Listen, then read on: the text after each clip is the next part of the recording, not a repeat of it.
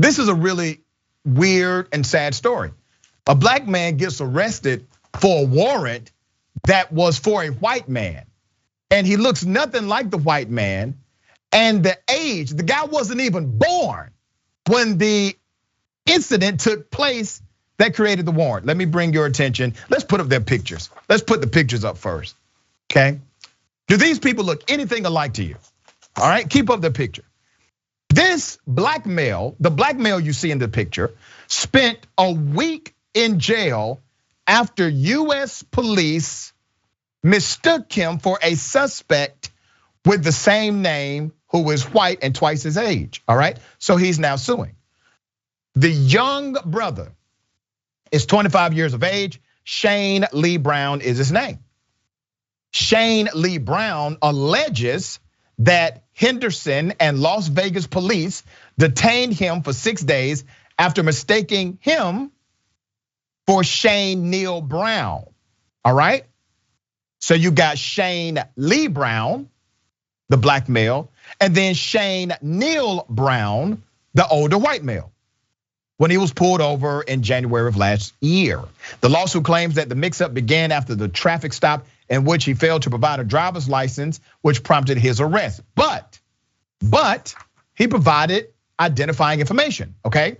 After he was pulled over, Brown established his identity by providing his name, social security number, and social security card to the officer, okay? While performing a records check, the unknown HPD officers confused Shane Lee Brown with a different Shane Brown that had a different middle name. The different Shane Brown, the other one, had a warrant, 49-year-old white man who was the subject of an outstanding felony bench warrant for ownership or possession of a firearm by a prohibited person. Let's put the picture up again. They look nothing alike. Now remember, cops are supposed to be investigators. Middle name doesn't match, age doesn't match, race doesn't match, physical description on the warrant doesn't match.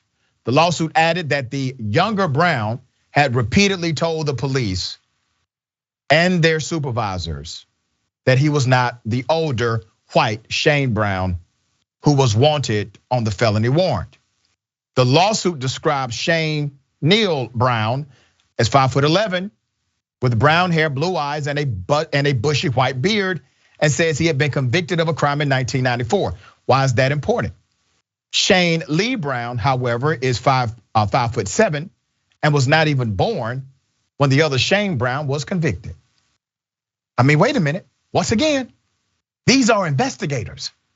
These are investigators that have all of this information right in front of them as they are arresting the wrong man, right? The younger Brown was held in the Henderson Detention Center from 8 until 10 January 2020. He was then transported to Clark County Detention Center after a bench warrant issued by Las Vegas police certified that Shane Brown was the man wanted in the felony warrant. A judge authorized his release on the 14th of January 2020 after having been informed of his identity by who? A public defender. Big ups to this public defender, by the way, Shannon L. Phoenix. Shane Lee Brown was not charged with any crime and is seeking a jury trial and more than $500,000 in damages, all right? So they're playing hide the pickle again. They don't want to tell us all of the officers and supervisors involved in this debacle and false arrest of a black male. So let's put up the pictures of the people in charge, okay? In addition to the two police departments, the lawsuit also names Sheriff Joseph Lombardo and head of the Las Vegas Police, Henderson Chief of Police, Cedric Andres. You see them pictured there. Now, they also, or the young man is also suing the city itself, all right? So they're all named in the lawsuit. This is now on our radar because of the lawsuit. This was not on our radar when it initially happened.